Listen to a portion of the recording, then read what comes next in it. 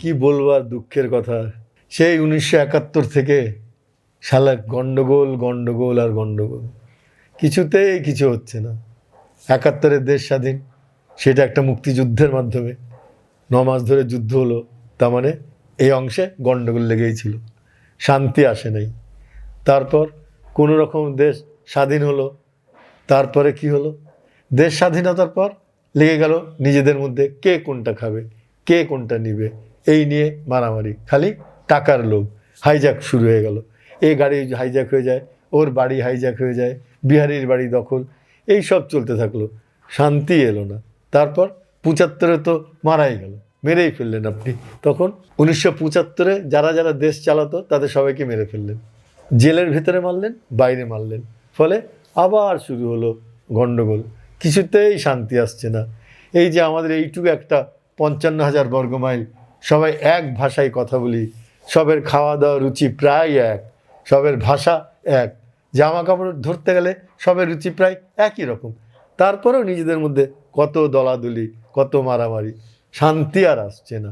অথচ দেখেন আমাদের দেশের থেকেই বর্তমান যে সরকার, আমাদের যে সরকার প্রধান, উনি শান্তিতে নোবেল প্রাইজ পেয়েছেন। মানে সারা বিশ্বে উনাকে সেই বছর মনে হয়েছে যে পৃথিবীতে যদি কেউ থাকে, এই একমাত্র লোক যে দেশে শান্তি আনতে পারবে, শান্তি পুরস্কার উনি পেলেন, যে শান্তির জন্য উনি কাজ করছেন। অথচ আজও শান্তি এলো না। তারপর কি হলো, আপনারা বললেন এরশাদ স্বৈরাচার, তাকে ফেলে দাও, আবার শুরু হলো এরশাদের শাসন, আবার গণ্ডগোল, আবার গণ্ডগোল, শান্তি আর আসে না। শান্তি যে কবে আসবে আমরা বুঝতেও পারছি না। এখন আবার বললেন যে 15 বছর আগের স্বৈরাচার ফেলে দাও, দিলেন ফেলে, সবাই মিলে করলেন এইবার একটা নতুন স্বাধীনতা, দ্বিতীয় স্বাধীনতা, আমরা সবাই মিলেমিশে থাকবো, শান্তি আর শান্তি। আচ্ছা বলেন, শান্তি কি আসছে? কিছুতেই শান্তি আনতে পারছি না এইটুকু জায়গায়, মাত্র 55,000 বর্গমাইল।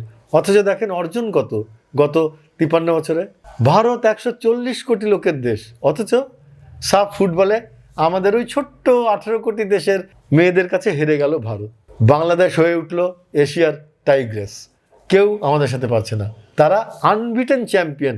চিন্তা করতে পারেন, এশিয়ার মধ্যে আমাদের নারী ফুটবল দলকে কেউ হারাতে পারেনি, একমাত্র পাকিস্তান একবার একটু ড্র করেছে, এছাড়া সবাই হেরেছে বাংলাদেশের কাছে। ভাবতে কত গর্ব লাগে না, আমরা কতখানি এগিয়ে যাচ্ছি, অথচ এদেশে শান্তি আসছে না। শান্তি যদি না আসে বলেন কি করব? শান্তি কেন আমরা আনতে পারছি না? কটা মাত্র লোক, আমরা কজন মিলে চালাচ্ছি একটা দেশ, এই দেশে কি শান্তি আসবে না? আপনারা সবাই মিলে চেষ্টা করলে কেন শান্তি আসবে না?